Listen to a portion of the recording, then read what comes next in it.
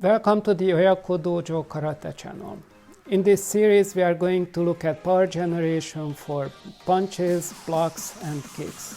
Understanding methods of power generation will allow us to develop stronger and faster punches.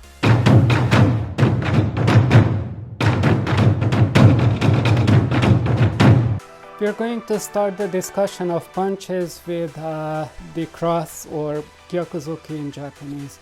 I'm going to demonstrate the Ryukyu Shorin-ryu version of this punch. I chose this punch because in the Shorin version, the body mechanisms that contribute to power generation are very obvious.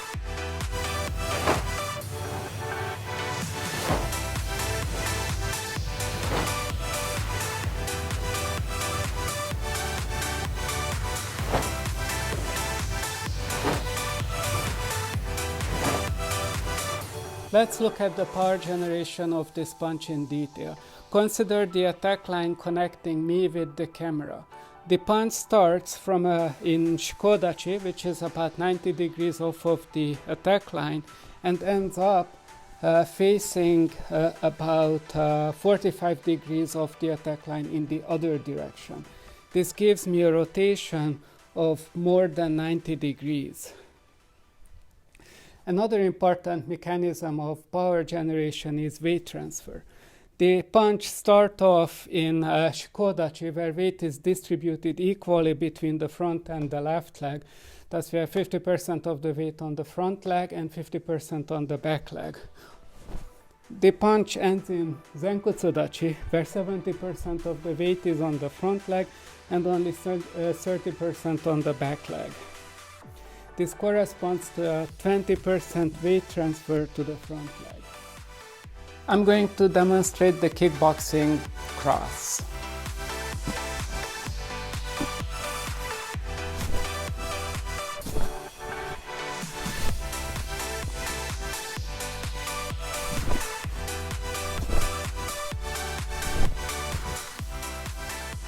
The kickboxing cross utilizes the same two principles as the Gyakuzuki. We start off in a neutral fighting stance. We are aligned on the attack line, and my body is facing about 45 degrees to the attack line.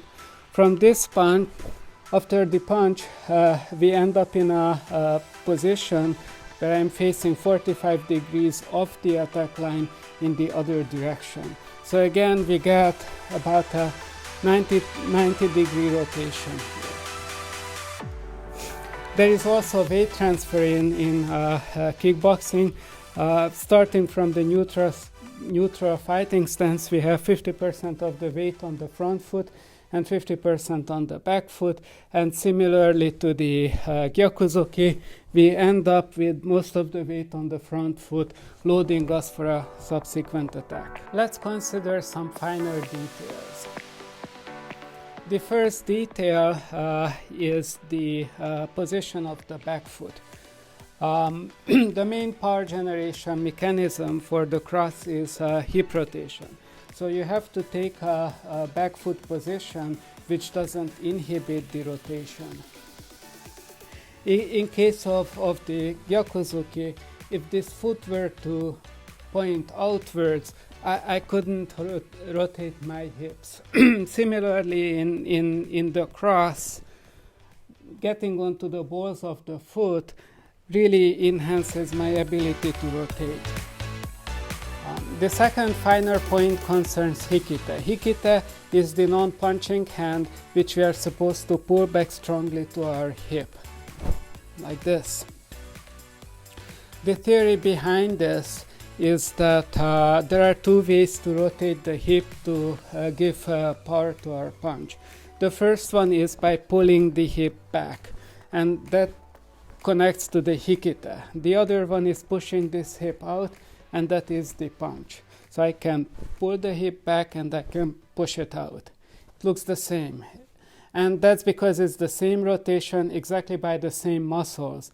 So trying to add these two mechanisms together is not helping.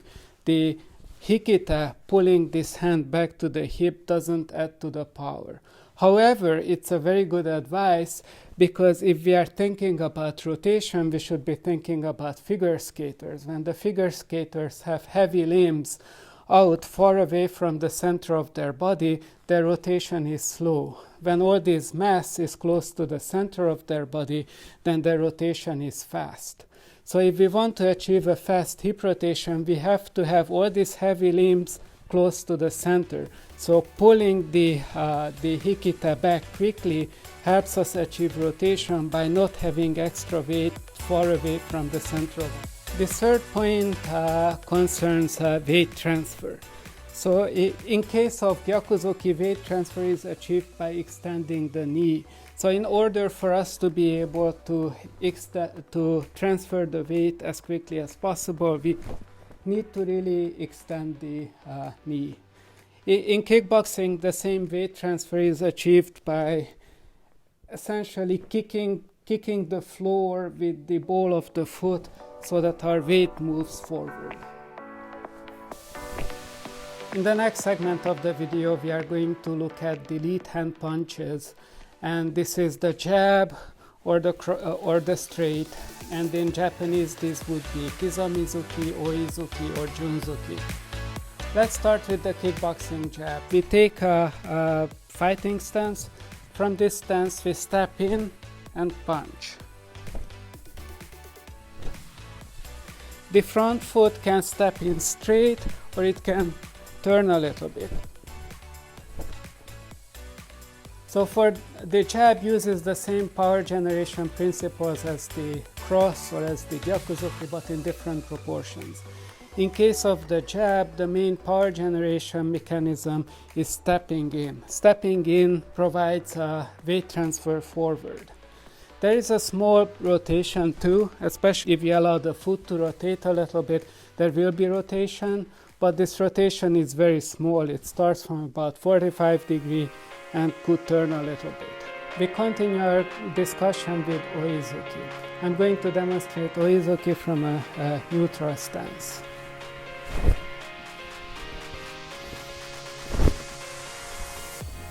The power generation for Oizuki is very similar to that of a jab. Oizuki has a weight transfer forward coming from stepping in, and then we have a hip rotation where the hip rotates from an angle that's perpendicular to the attack line to 45 degrees. Let's consider the example from the Ananku kata where we have an uchi-uke followed by a Gyakuzuki followed by an Oizuki.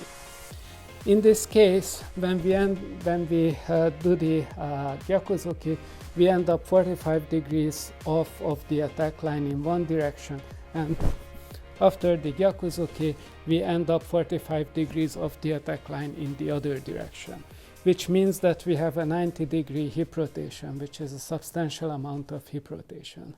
In return, we have no forward motion, so we don't have weight transfer. Some styles require that your punches end up in a position where your hip is perpendicular to the attack line. In this case, there is no angular difference between the ending position of a Gyakuzuki and the Oizuki. So how can you generate power?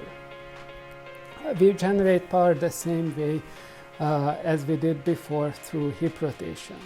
So after the Gyakuzuki, we do the hip rotation for the jab and pull the hip back into the required position. Showing it again, we initiate the punch with the hip rotation and pull the hip back. This is a primary rotation for power and the counter rotation for control.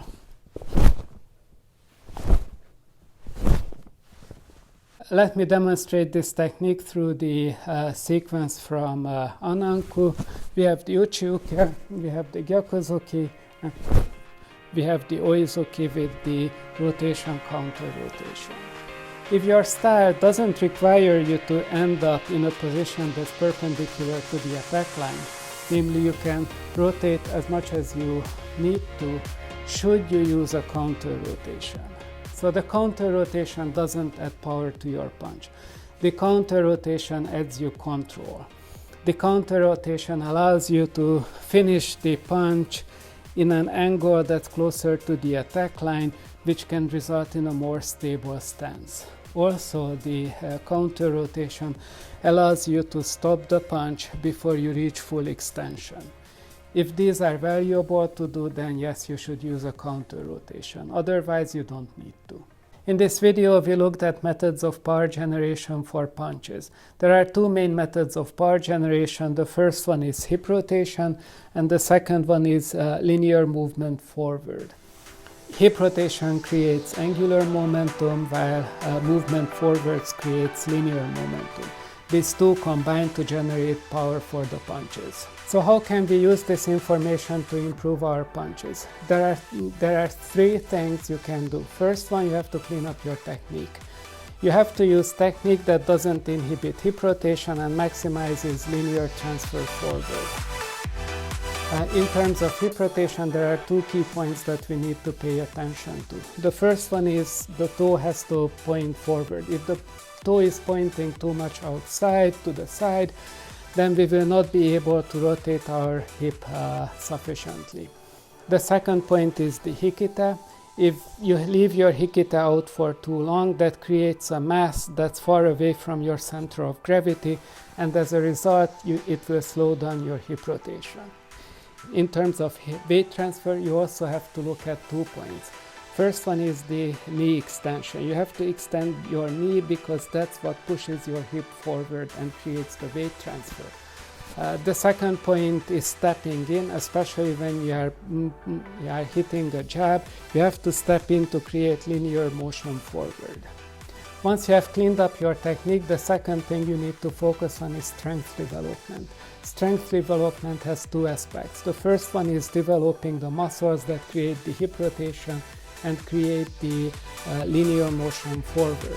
Another aspect is absorbing the shock from the punch. When you punch an object, that creates a shock wave in the object, but also sends a shock down your arm to your body. A good exercise for this is a punching bag, because repeatedly punching the bag will create the shock, will strengthen your muscles, and will also develop stamina. Once you feel that the punching bag doesn't provide you with sufficient improvement, you can look at isolation exercises with an elastic band. You can attach the elastic band to your hip to isolate the hip rotation, or you can have it in front of you to isolate movements that create the linear weight transfer. The third and last thing you need to do is harden your knuckles. If you hit an object with untrained knuckles, in all likelihood you are going to break your knuckles. Makiwara is the traditional tool for hardening your knuckles, but you may not have one at home. In that case, you can do push-ups on your knuckles on hardwood floor, or if you don't have hardwood floor, you can just use any piece of wood and do the push-up on top of that. I hope you enjoyed this video and you found the content useful. The next video in this series is going to be about power generation for blocks and kicks. Our channel has other series on sparring and also on using kata techniques for Okinawan self-defense.